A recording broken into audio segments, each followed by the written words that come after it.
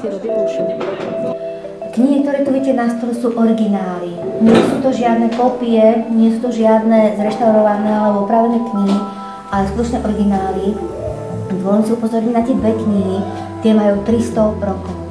300 rokov, takže vidíte, že oni sú trošku už aj zničené a sú aj zaprášené. Mladí ľudia málo čítajú, čo si budeme hovoriť, tak žijeme v reálnom svete, ale dnes knihy sa čítajú veľmi málo.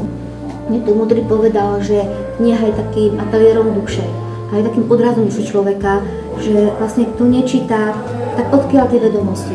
A ja som aj naručiť nechcela čistiť nejak ich prispôsobovať, pretože nech vidno, že naozaj tie knihy sú poznačené pátom, sú poznačené časom. Táto výstavka, taká možno mikro, ale naozaj sú to naozaj vzácne knihy. Možno si uvedomíme niekedy až neskôr, čo všetko sme tu dnes mali.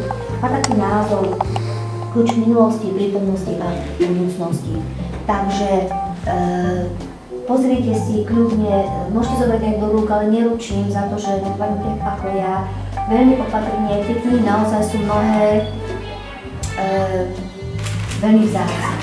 Na tom pergamene, ktorý teda nie je originálny, ale bohužiaľ vlastne cez počítač, je aramejčina.